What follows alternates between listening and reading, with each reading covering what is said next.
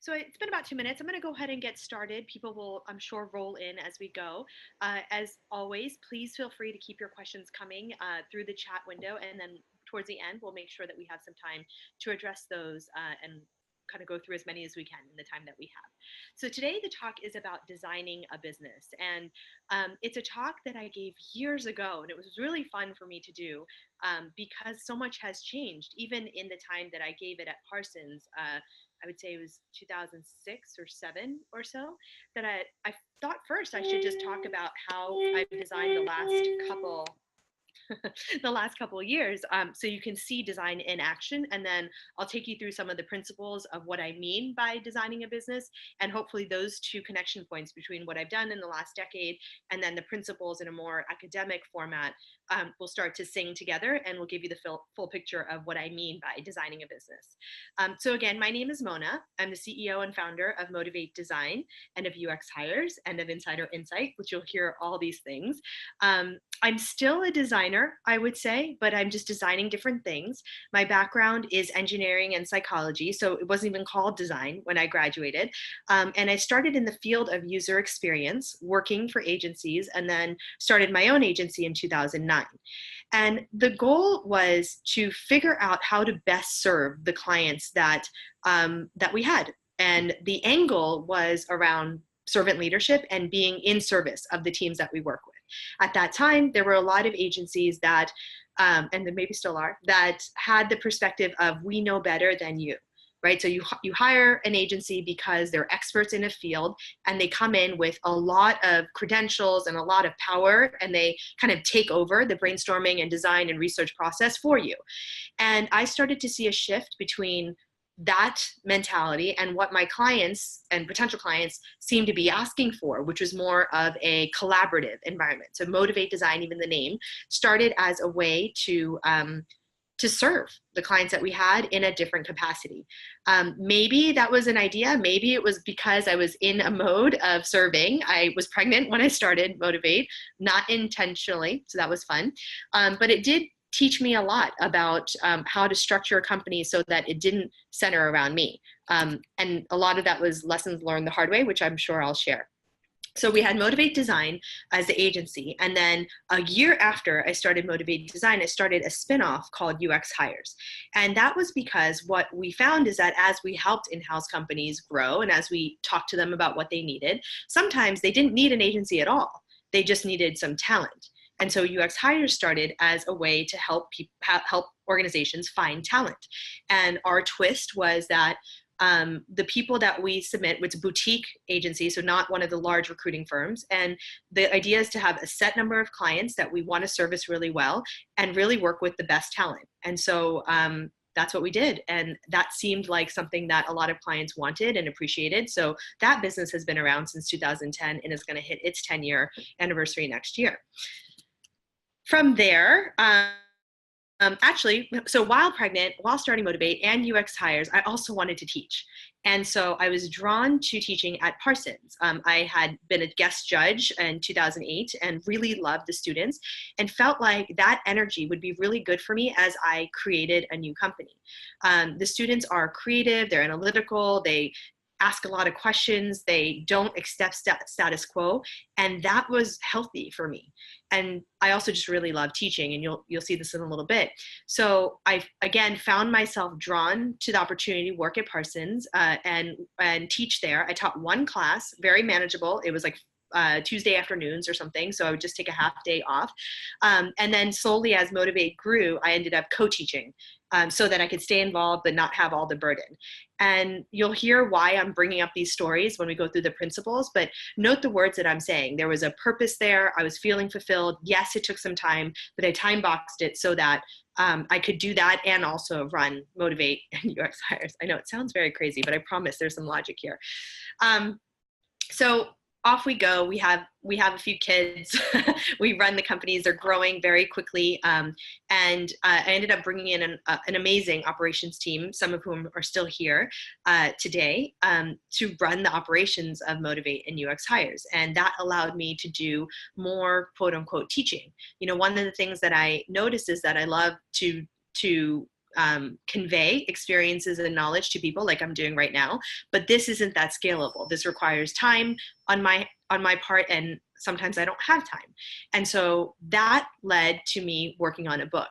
The book was because I was frustrated working with some clients who wanted to create an innovative offering but were too scared to do so. And so it started a bit as a rant on Siri with my phone. And that rant was very long, and it had a lot of components of what I think people do and don't do well when it comes to innovation, and then what the design process is that we use to help those companies get unstuck. And I didn't know what I was going to do with this book, but I knew that I wanted that message out there. I also continue to, but at the time had done a lot of volunteer work with nonprofits and smaller startups and organizations. And, they don't have the funds to hire Motivate, and I don't want to change Motivate's pricing. So this was a way for me to take what we do at Motivate and make that design process more accessible to other people. So book is out, companies growing, and then the company stops growing. And it was a very interesting time. It was like 2016 or so, 17 also, where we started to notice that, let's say, half of our revenue, I think it was research, and half of our revenue was design.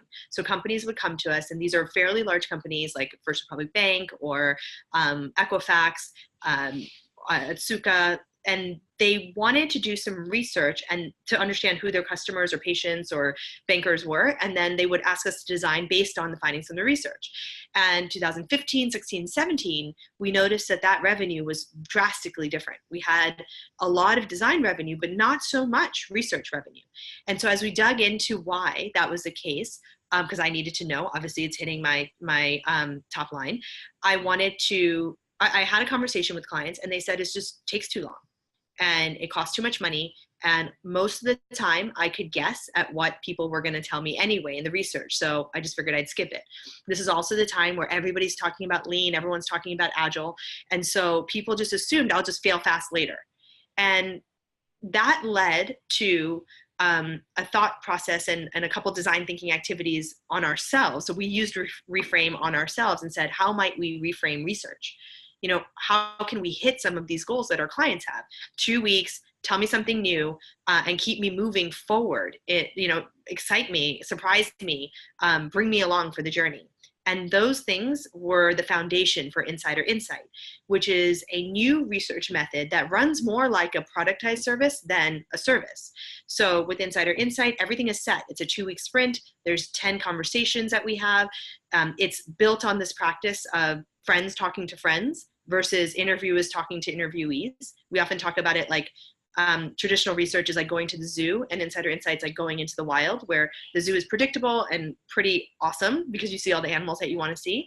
But the wild is different. And sometimes going into the wild leads to something different. So this whole practice is very new for an agency to kind of launch, but it's been going on since 2016, and it's taught us a lot about how to structure an organization so that we can deliver high quality each and every time without being so reliant on the quality of the consultant. And a lot of that came from the experiences that we had, but also from a dip in our revenue. So it was a reactive measure to say, we don't have a lot of research money anymore. Where did it go? And then how can we apply our own thinking to solve this problem? And so because now I have a proof point for Reframe, and I'm super psyched about it, and it's just proving to me again and again that mindset and how you approach a problem is as important as the solution of the problem. I'm talking about this everywhere. I'm talking about this on stage, and I'm giving the TEDx talk, and my kids are wondering now turning 9 and 6, are wondering, this is last year and the year before, what I'm talking about. Like, why are people paying mommy money to go to Seattle and just stand on stage and talk? So I tried to explain to them the story of Reframe. And the way I did it was through a story of Ava, an elephant who sees a playground and is obviously excited about a playground because it's a playground. She goes up to the swing and she sits on the swing and she breaks the swing because the swing was not designed for elephants. And you and I know this logically, that swings are not made to hold up the weight of elephants. But from Ava's perspective, that's not okay. she thinks that it should be designed for her. So you can kind of see that mindset, and a lot of things that are happening today in culture are influencing Ava. So she comes up with all of these ideas of how to redesign a swing. And there's a skunk the entire time, her friend, who says, you can't do that. It's never been done before. The budget's too high. Like that would break, or, that's not a good idea, or how silly this is. Like, why don't you just accept the fact that it wasn't designed for elephants? And see, these two are going back and forth. And when I initially wrote the book, when the kids were asking me about all this stuff, it was like maybe 2016 or so. That was it. And it felt unfinished. And I couldn't tell you what I needed because I didn't know. If I knew, I would have finished the book, but it just felt not quite there. And so I sat on it. And, there was some pressure, obviously, here of like, let's just release the book. You worked on it. Let's get it out there. But I just wouldn't do it. And it was because the message that I think the book needs wasn't there. So I introduced a third character called the orangutan. And the orangutan doesn't come up with a lot of ideas and doesn't say no. He just starts building, and he creates the prototype that then everybody can react to. And that was the big aha for me. As a designer, and you're going to see this in the next set of slides, as a designer, I do appreciate the design process. And I think there's such a wonderful time and place for it. As an entrepreneur, I appreciate the building process and moving things forward and figuring things out as we go, but following a plan and having a process around it. And it's taken me 10 years to be here. And that's what was missing in the book. The other thing that was missing is where all the proceeds go. All of the proceeds go to a charity, which made me want to launch it. There was something really interesting about not wanting to run this like Reframe. And it was because I felt like this is a really cool example of where even if you don't have the funds or you're not a huge agency, you can do things that are good for the world in your own way. And so that's kind of been my journey. And I'm hoping you picked up on some of the words that I've been using around feeling, being pulled to, having a purpose, because that is a lot of what I mean by coming up with design. I'll talk through this actually towards the end. So I don't want to take this too literally because they're very close, building and designing. It's more of a conceptual and energetic exercise that I'd like to take you through around this difference, and hopefully help convey to you the benefit of thinking about what you do and the tasks that you're taking on each day from these two perspectives. So from when I say build, I'm talking about follow a process. I'm talking about putting things together, and there's a structure and a format that's making sense. It's rational. There's a purpose involved in where you're moving. With design, sometimes that is the case, but often it's not. Sometimes you're looking at trying a bunch of things and being messy and letting things come to you and being more organic in how you approach things. So again, it's a Venn diagram. There's definitely overlap, but where I want to focus today is on that difference between building and designing, and talking more about the design side, because my guess is, given who I'm talking to and given that you're associated with MIT, you could teach me a lot about building. But where we want to go from here is, what do I mean by designing? So just again, to punctuate the nuance between these two. If I think of building as following an awesome path, it's something maybe that's been done before that I'm doing again. So think of it like skiing on one of the most fun runs ever. There's a reason that I do it again and again. There's a process. I'm focused on my technique and my form. And I get better and better the more times I do it. With design, it could be just a one-off experience here where you're creating your own path. There isn't necessarily a path that's been paved. It's more about enjoying that journey and seeing what comes to you, seeing what calls to you, obviously watching out for your safety, making sure nothing goes wrong, but there's a thrill to it. There's an emotional connection to it that I think really is a part of my design process, at least. It's why I go to design when I choose to design over build, is I'm looking for that connection, that thrill, that intuition, that gut, that achievement that when I build, I can get, but I don't get in such a strong form. Another example would be like, I wouldn't say as clear as paint by numbers, but something new that you've never done where there's some guidance of painting by numbers. You can see what you're building, you can see where you're going, but it's still super fun to put the pieces together to get there. That's building to me, versus designing, which is blank slate. And sometimes you don't know where to start, and sometimes where you start will influence where you end. And that kind of like compound thinking and compound behavior is something that definitely falls in the design bucket to me, versus build, where I typically have a plan and a process, and it's just more about following it and being disciplined enough to follow it. If you follow paint by numbers, you will end up with a painting. If you start with a blank slate, you might not.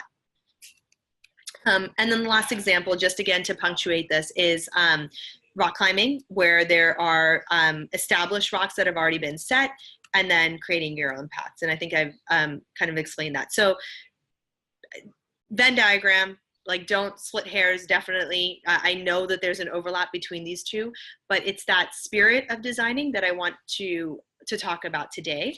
Let's see how we're doing the time. Yep, talk about today, because I think it's a really, from my experience, it's been a really awesome technique, I'm going to say, to decide what I'm designing and decide what I'm building. And when I decide one or the other and I really own it, I can do it better than when I don't know which one I'm doing.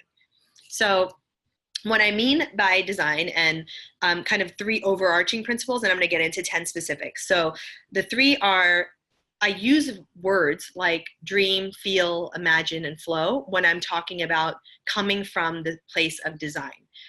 I don't often know where I'm going when I'm designing, but I know how I want to feel when I get there. I know how I feel when I'm not on the right track. I can imagine the outcome, but I don't know how I'd measure it. I definitely feel like I'm in flow. Another way that I know that I'm designing is I can feel that I'm of service to someone else.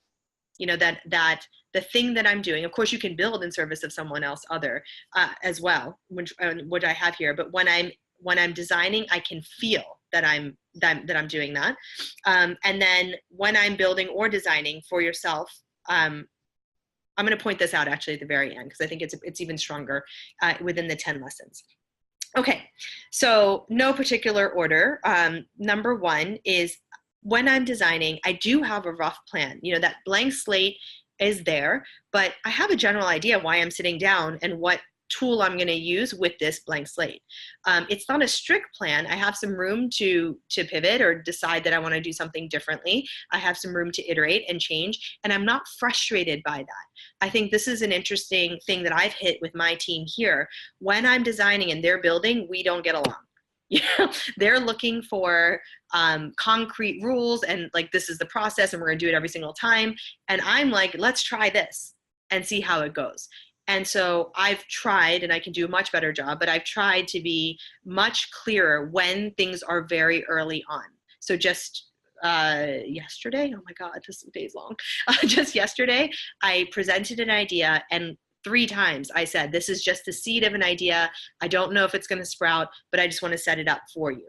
So being very clear that this is early, I might change course. To me, that's allowed in design, less allowed in building. But I want to design for that space. I don't want to be stuck with the plan, because a lot of times when you do that, you missed an opportunity to just say, you know what, I was wrong, throwing it away, and try again. Number 2 is, when I am designing, I was going to say always, but I'll go with almost always in case there's a case I'm missing. Start with why. Why am I doing this particular thing? Who am I here to serve? Who am I here to benefit? If I'm designing this company, why would people want to work here versus anywhere else? Why wouldn't people want to work here versus anywhere else? When I'm designing offerings, why would a company hire this company, buy this product? I have to know that why before I start designing. When I'm in build mode, I don't often need to know the why. It could be pre-established, or I might be figuring it out later. And so that, to me, is a really interesting point. When I have that why, I find it much easier to access that flow and that imagination and that dreaming than when I don't have it. So always thinking about this project that I have. Do I know why I want to do, why I'm doing it, or do I not? If I don't know why, can I figure it out before I start? And that could be part of the design process, that curiosity and exploration. Third, and this is something that I've learned, especially being an entrepreneur, but also when I did hands-on design work, a lot of times you're just doing what feels right and what feels good, and you can't explain it to someone. It's a creative process, and something is going to come out of you when you're designing that, whether it's an interface or a campaign or a company. And so, or even our employee handbook, all of that comes from, I know why I'm doing it, but it's going to be a North Star that I'm guided towards, that I need to quiet my mind to actually feel and get access to. I don't need that when I'm building. When I'm building, and I'll talk a little bit about how I set up my schedule just to have a concrete life hack for you. When I'm building, when I'm in that mode, I'm thinking a lot. So it's a process. I follow the process. If something is off the process, I ask why it's off the process. With design, it is much more organic, messy, mushy, where I decide based on how I feel. And then sometimes if it's in a group environment, I have to bring people along the ride. Sometimes I choose not to make it a group activity because I don't want to do that, and I want to figure it out before I involve other people. I do find it easier to work with designers in the design phase than not. Number 4, this is a mistake I made in the middle of running Motivate. So at the very beginning, I think I did a really great job of hiring people who would say that I was wrong, essentially say no to me. And now I have a whole lot of people who say no to me. But in the middle there, I think I ended up with a lot of yes people. And it wasn't, I need to reflect on why it was there, but it probably was because of our hiring process, and we needed people who were building more than designing. We needed people who were scaling the company up. It was when we went from 10 to 30 to 50 versus building from 0 to 10, or reinventing Insider Insight, or inventing Insider Insight from reframed research. And so when designing, I do need people around me who, as we say, have my peripheral vision. Are watching out for me, who will speak up if they see something that is off, who co-own the design process. And so if they have a different feeling around something, and knowing we're all going off feeling, they at least have the confidence to state it. This is hard to find. And if for those of you who are looking for jobs or feeling like, how do I design more of, see if you do this, because if you don't do this, it's going to be really hard to find people who do this for you. 5, try to do what larger, so as a small business, a lot of times I could come up with a whole list of things that I wish I had, resources, money, time, retreats, etc. And that can leave you feeling down. When I'm designing, I use my size to my benefit. And I think about what's the thing that's scary to design. If you think about some of the things that you have experienced in the world that you would say are really well designed, it could be art, it could be a building, it could be an experience, an app. Usually the reason it's stuck out to you is because somebody did something different. It's a different way of approaching the problem. So I'm always thinking when I'm designing is, how do I do this differently? I don't often think that when I'm building. I think often when I'm building, how do I learn from what I've already done? So maybe there's an incremental improvement, but I'm building it off of my experience or a process or a plan, versus on the design side, it's what's scary, what's fun, what's sexy, what's different, what would blow people's minds. I'm looking for that emotional connection versus the more rational, like, how can I get this done in 2 weeks? Few more to go, and then we'll open up to Q&A. Just checking myself on time. We're good.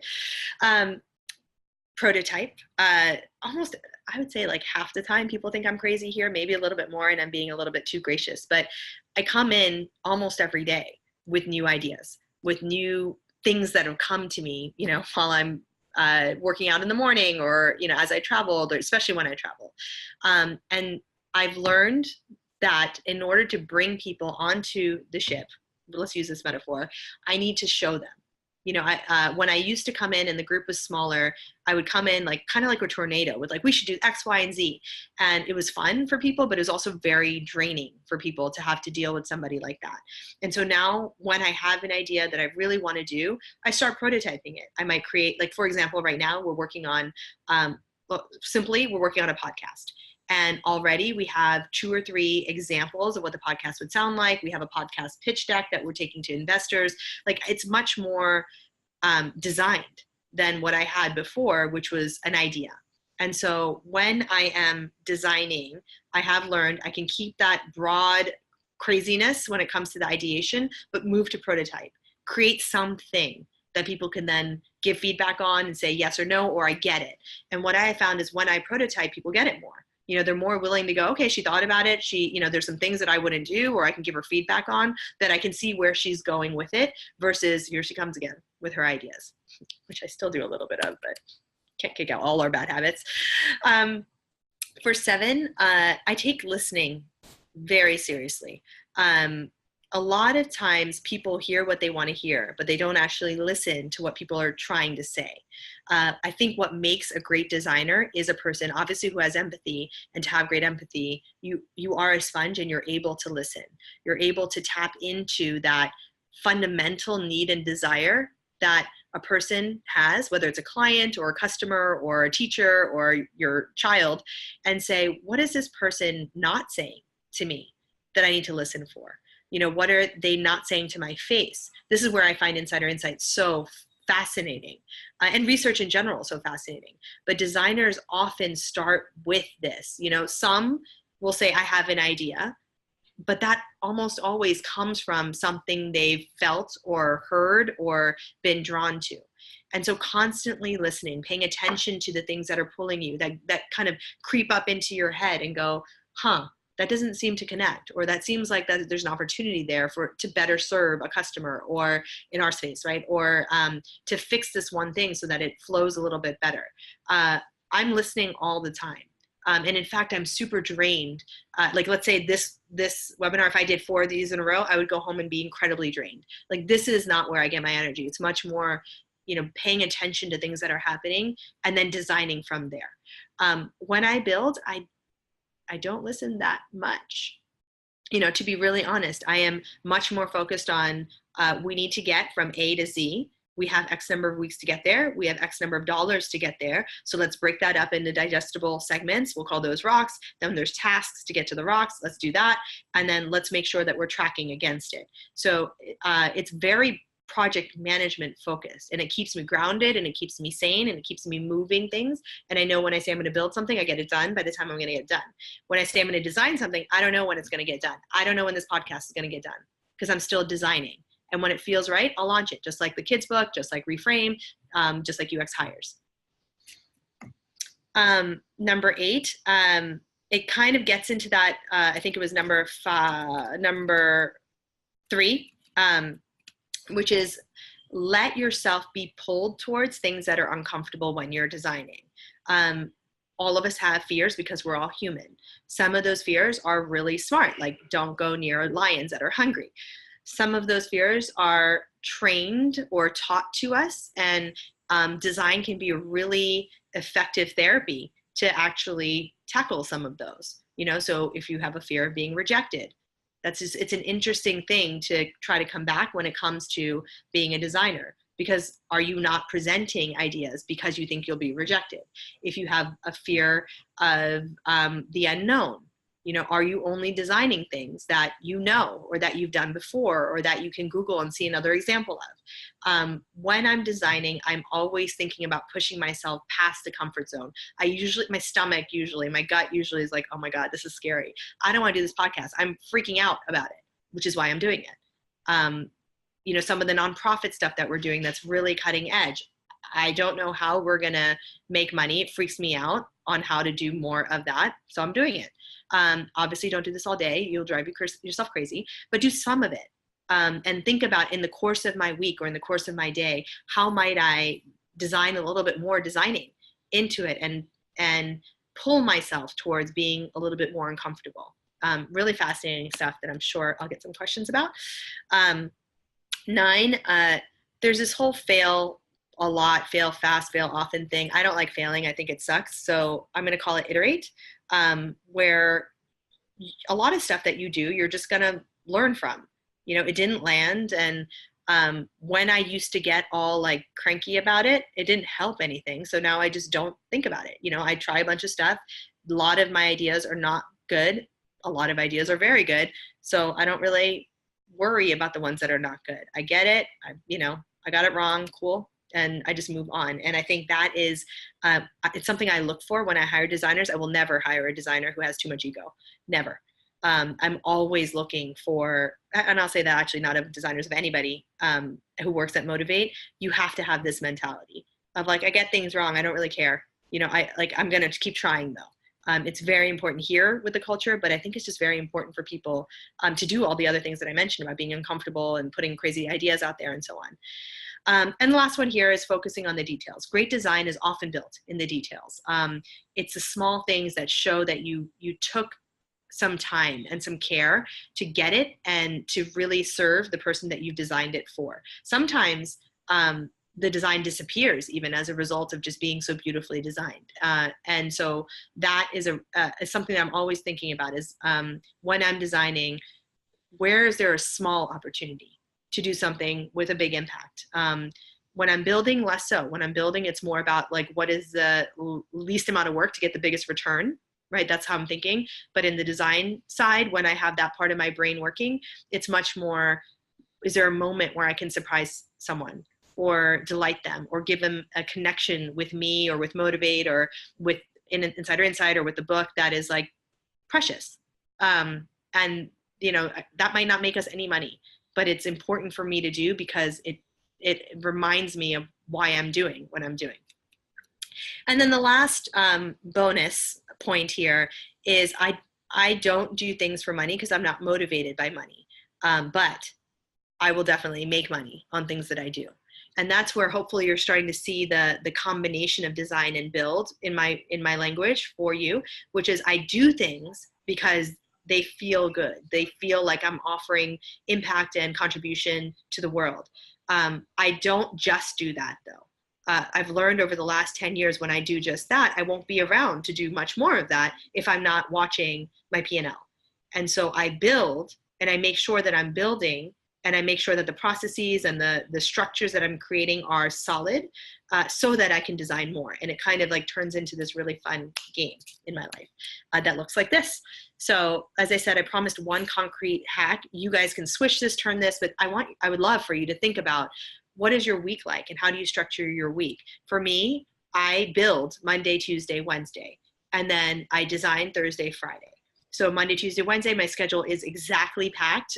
It's back to back with exact number of meetings and proportion of certain types of meetings to other types. Like it is very, very process oriented. And then Thursday loosens up to some of the R&D work that we're doing around Insider Insight. And then Friday is all about meeting with some of our strategic partners and clients and friends that I want to meet with to make sure that I'm staying in touch with what's happening in our field. And I don't know who I'm meeting with and I don't know how long I'm going to meet with them. And it's just super organic versus Monday, Tuesday, Wednesday. If you're in that slot, like this slot, there's a certain time that we start, certain time we end, certain reason why I'm doing it. And so this has been really helpful to me. I also think of Thursday, Friday because I want to design more as my dessert. So I do my work Monday, Tuesday, Wednesday. I get exhausted by the end of Wednesday, and then Thursday, Friday are my fun days. And maybe some of you building is dessert. And so you would just swap it and say, okay, Monday, Tuesday are my super creative organic flow. I hate doing it, but I'm going to do it because X, Y, and Z. And then the rest of my week is about like getting on that process. And I know some people like that. My husband's like that. So it would just be really interesting to just think about what's the right mix that you want in your life. It may be one day, maybe half a day, thinking that through. And I think that's pretty much it. The only other piece of advice that I have is I spent a long time over the last 10 years trying to be good at a lot of things. I think I walked into the CEO role with a vision of what I thought a CEO would do. And then I tried to do those things and I ended up burning out as a result. And so the lesson that I've learned from that is, to define the role that actually keeps me more engaged than I would be otherwise. The thing that the company needs me to do because it's valuable and it has a return that maybe can't be measured, but usually can. And I should just do that. And of course, there are things that I do that are that are outside of this. The to-dos are outside of this, but my purpose is not. And so really thinking about what is your purpose, whether you're an employee or an entrepreneur, what is the purpose of your job? Do you own the reason for being at the job that you're in? And then making sure you're crushing that. So I think we're going to switch over to Q&A. Just checking time. Awesome. We have a good amount of time, about 25 minutes. So hopefully we'll get through all of these. Let me see if I can pull this up. For some reason, it's not pulling up. So I'm just going to ask for a little bit of help. Panel. Let's see. Hi, Mona. Hey. Let's see. I have the questions in front of me, so I can start asking them. Does that sound good? Yeah, that sounds great. Sorry, I can't seem to get it up. It's not pointing up to anything. No worries. There's always some technical difficulties. Yeah, We are at MIT. All right. So the first question is, you mentioned serving clients as a new approach to design. Can you talk more about what you mean by this? What were some examples of the way you would interact with new clients that was different than older methodologies? What showed you that this was a better approach? Okay. So when I talk about this with clients, a lot of it is, what can I do to help you? Versus, here's what we do. So, right. So here's what we do, to me, would be more building. It's like, I have my capabilities deck. I'm going to walk in. I'm going to tell you what we do, why we do it, who we've done it for. Here's Nike. Here's, Facebook. Here's whatever. I'll do that part, and then we'll talk about your project. For me, when I'm talking about serving clients and designing for clients, it's more, tell me what's on your mind. What is the thing that you are having a solving for? And then why do you think you're having a hard time? What have you already considered? What are your dream states of like where you want this to be if this problem is solved? So for example, and I'll make this really concrete, we just talked to the ad council. We're working with them on a project. So this is today. And one of the things I asked them is, let's pick a campaign that is not getting the results that you want. And let's see if we can come up with a way to solve for that using this new research technique. And so that's all I said. I didn't say, here's what we're going to do. Would you like to do it? I said, tell me what's on your mind. Like, give me an example of a campaign. And then when he gave me an example, I said, so tell me now, why isn't it working? What did you hope for it to do? Where did it fall short? Why do you think it fell short? What are you using to measure shortness? And we really dug into it. And we ended up in a completely different place than I thought we would in that conversation. And so that's kind of what I mean by doing it with clients.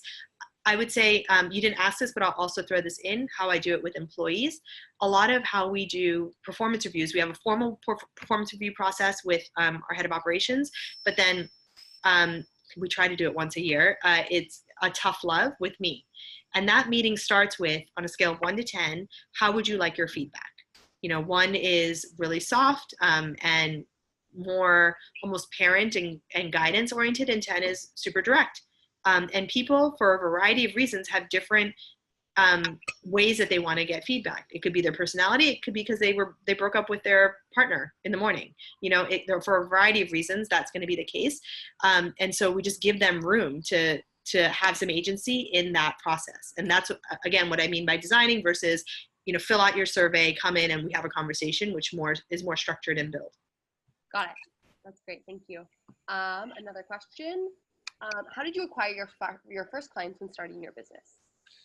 My first client, oh my God, so the real first client was BlackRock. And BlackRock said, we need you to come in. We've been working on this design, and we have a group of designers that want to go with design A and a group of designers that want to go with design B. Can you just come in and referee and kind of help us figure this out? We only have like $2,000 for this project. And so I'm like, oh my God, $2,000 is like a laptop. Yes. But on their side, it was like, that's a deal, because they knew me from previous work where things were 6 figures. And so that was like the first project. The second project was a person that I worked with. And when I changed my LinkedIn status, he reached out and was like, hey, we want a researcher to go to 5 cities and do this study. Do you want to do it? And that one was $100K, I think. And again, if you had hired an agency, it would have been like $250K. And so I had really competitive pricing because it was just me and I had no overhead.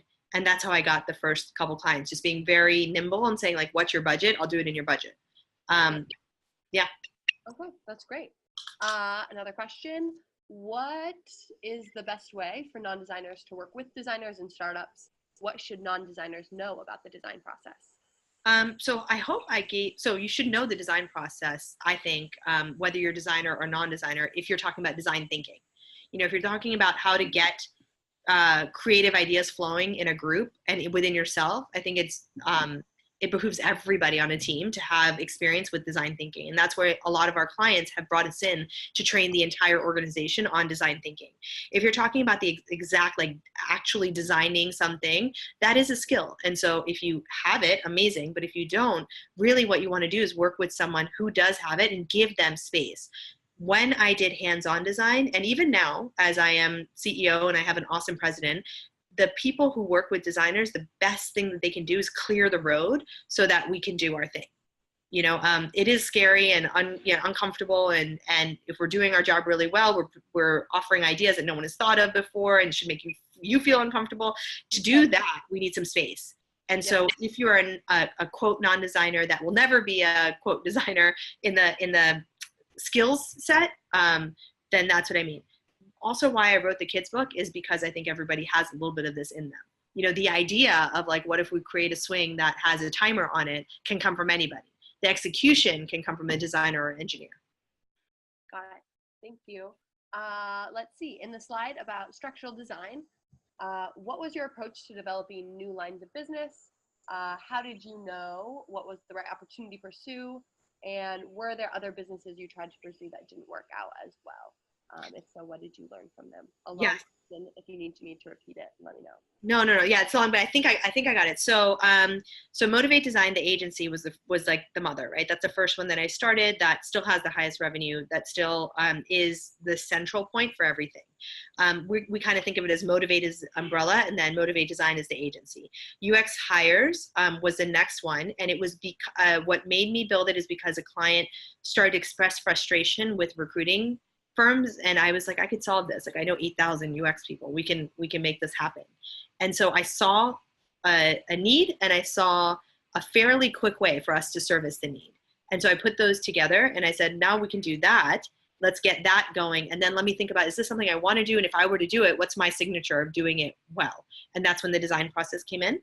The insider insight, I already explained, was because we had a drop in revenue. And so it was an exploration of why that was happening, and then the creation of something that not only would solve that problem, but solve a whole lot of problems when it comes to running an agency, which is like project-based work versus something that internal teams can use without ever hiring us. And so, I started to think about, what do I want to do with my career, and how does that map with this opportunity where revenue's down and I need to come up with something anyway.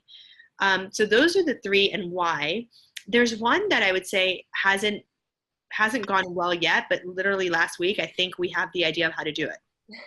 So we have 5 years ago, we started doing these design camps for kids, and it's a design thinking day.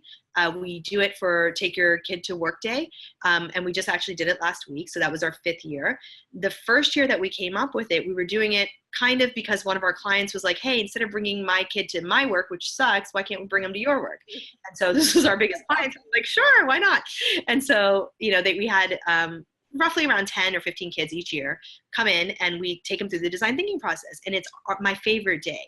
And I thought maybe we should scale and grow that, but it's never really taken off. I have not spent time on it. I've been pulled to it, but again, it's been in that stall pattern that I mentioned with the kids book, and that I mentioned, that's happened a few times, like the podcast, where I just kind of wait for things to click. And so this is 5 years of something that I've really wanted to do, but either we didn't have the funding to do it, or I didn't have that signature, that we were going to do. And literally just this weekend, we came up with the idea of, why don't we create a kit, something that is really cheap that people can download and then run their own design camps for kids. So again, I don't know if we're going to take that and go, or it'll stall further, but I hope you saw in one of those points, I think it was like 9, I don't really get bothered by it. Like, when it's time to go, it'll probably be because somebody will reach out. I talk about it like this, and then somebody will reach out and say, I would buy that. And then I kind of move it forward. So it's this combination of like listening to the market, knowing what I want to build, and then kind of waiting for the right timing. I have heard that from friends and from peer advisors that that has worked to a certain scale, but I may want to consider being more proactive in building some of these ideas out, meaning raising, getting funding, and then actually launching in a more structured way. So we've also been thinking about that, especially when it comes to insider insight. So to date, it's been organic, dream. When things feel right, I'm going to make it work. And then I would say in the next 5 to 10 years, for sure, there will be at least one example of where I tried the other way, where I raise and I have an intentional plan and I just build accordingly. And we'll see what the difference is. Well, we'll be excited to hear what the difference is when that is done. Yeah. What are some examples of projects that you've had built versus design? For entrepreneurs, how much of your time should be dedicated to designing things versus building and improving on existing systems? So I'll do the second one first. It depends on the kind of entrepreneur you are. You know, I am in a group, for example, with 8 entrepreneurs that we meet once a month, and we're so different. I'm definitely more of a designer builder. There's one other that's like me. Then there's 3 or 4 that lean heavier on the build side and have like a day or 2 of design in them at max. And then there's 2 that like would hire me. You know, like there's no way they'd even try it. They wouldn't try it. They're like, you know what, I just need Excel sheets and I need my numbers and that's what I need.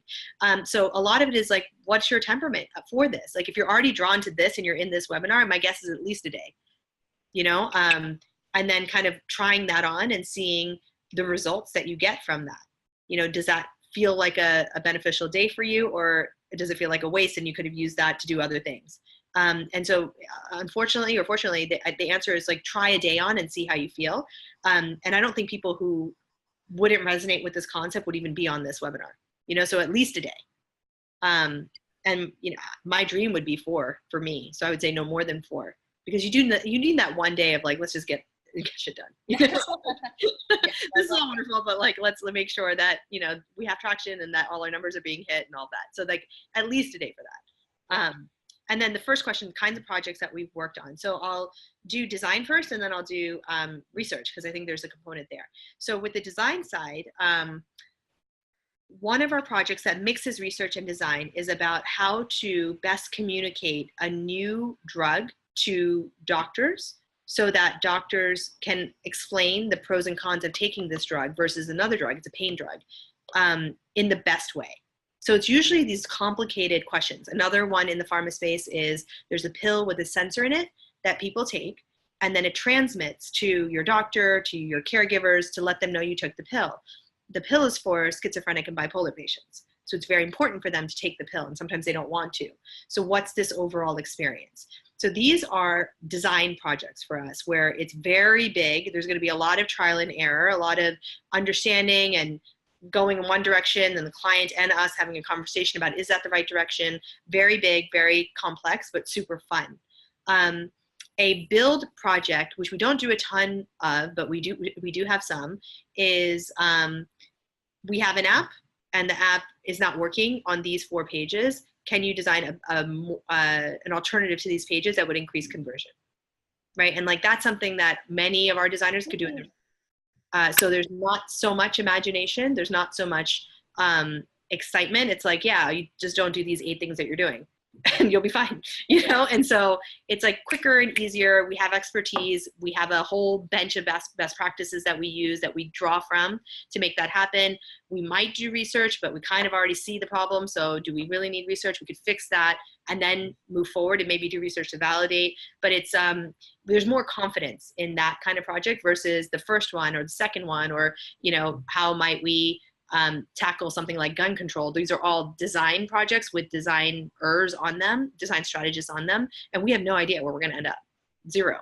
We just know we need to end up somewhere beneficial in a couple months. On the research side, very similar. If a client says, I have these 10 questions, I want the answers to these 10 questions with analysis, that's what we used to do a lot of. And I would say, actually, I take that back. That's what we used to do in a minority percentage than our discovery work, but still it was there.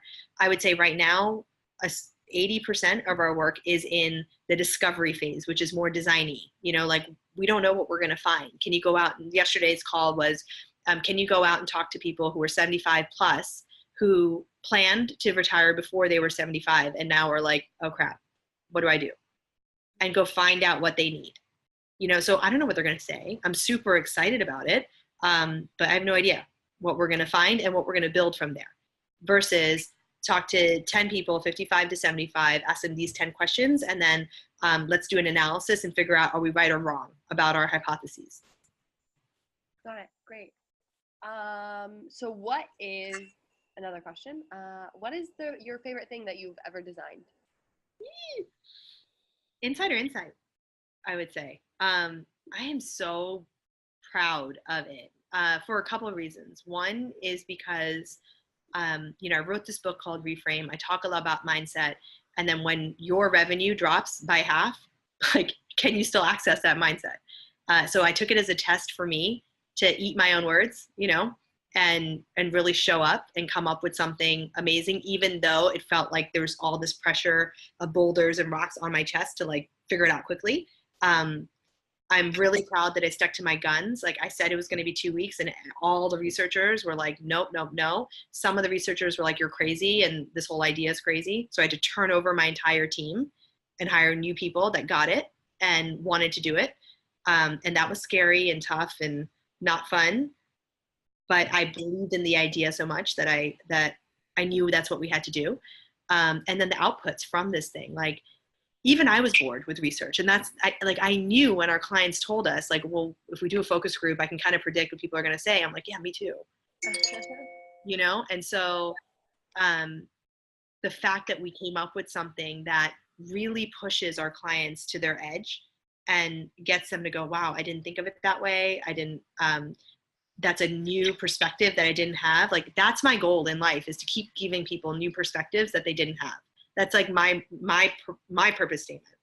And so the fact that I created something in a downturn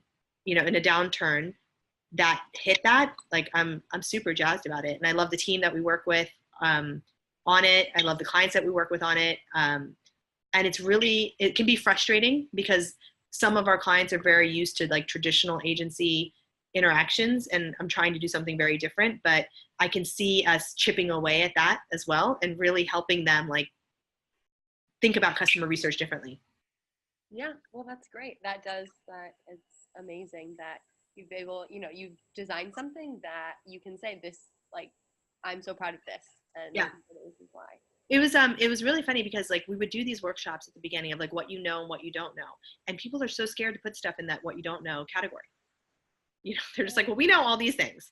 And then it's like, well, what don't you know? What do you want to know? And it's like, people look around and they're like, are we allowed to say what we don't know? And so I really love bringing that out of people as well. Yeah, I think that it's so important. It's so important to admit that you don't know something. Yes. And that's okay. And like, we'll figure it out. Yes, exactly. My kid's kindergarten teacher says that you either know how to do it or you're learning. Like, those are your only options. Yeah. Oh, I love that. It's so good. Heartwarming. Let's see. So we have a few more questions.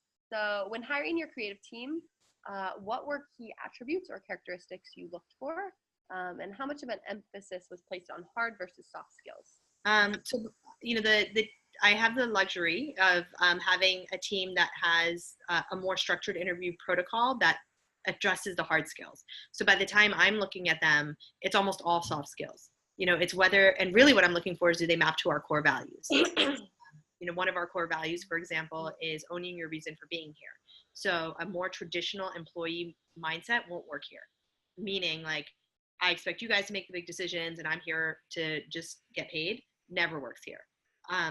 Do they see some potential and motivate, and do they want to offer that potential? And have that kind of ride or die mentality. That I look for that. Related is called We All Drive, which means it was a little bit of a speech, I'll say, that I gave one day when I was really burnt out. And I was like, guys, I feel like I'm the horse and you guys are all sitting in the cart and I'm doing all the work and you're like on the wagon. And that's like, why would I do that?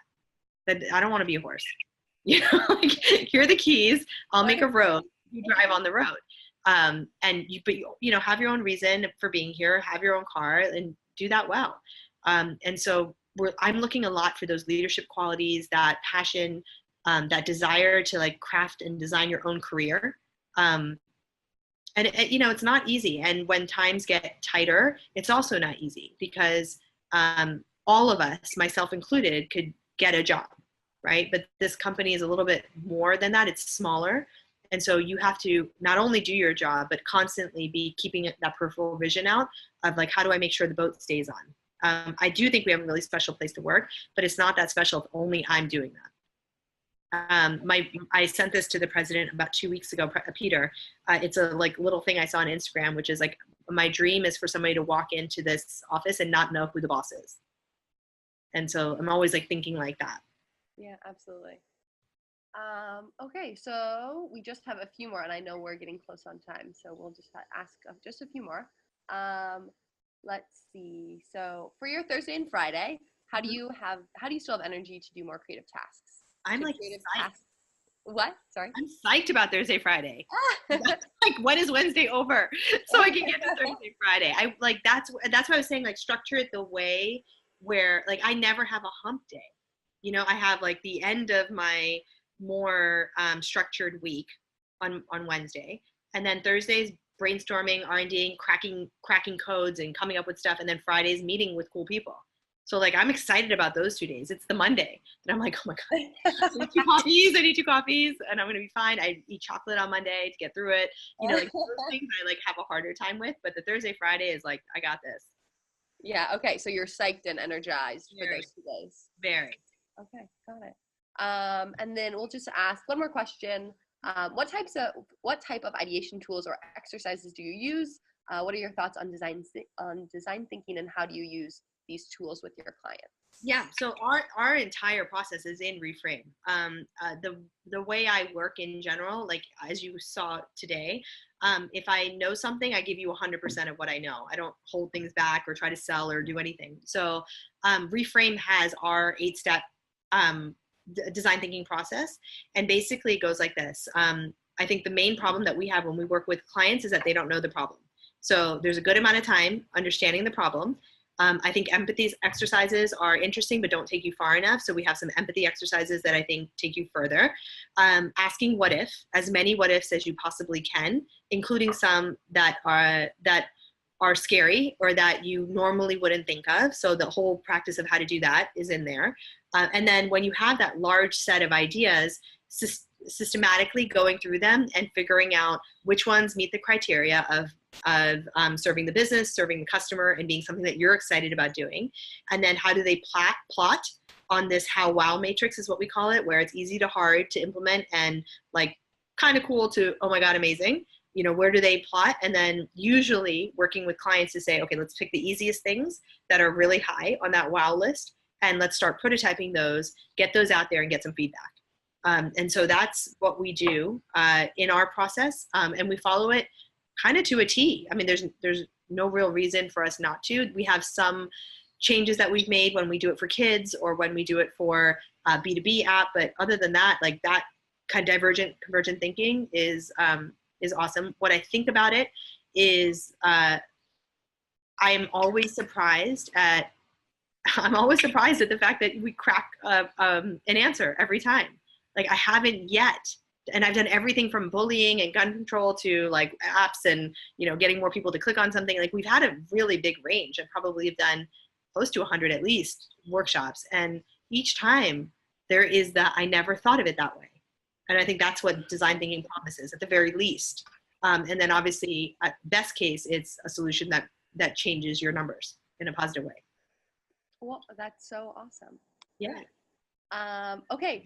So I think we just have a few more questions, but since we're at an hour, we're going to cap it. Thank you so much for all of your time. This has been so wonderful. Your insights are amazing. And I think, I'm really excited even to implement them into my own work life here. So this is like, I'm totally thinking about like, I can totally restructure my week. This will be great. Awesome. All right. Let me know how it goes. I will definitely. Well, Mona, thank you so much. You have been so wonderful, and we are, looking forward to where you are going in the future. Thank you. Take care, everyone. Great. Thank you. Bye.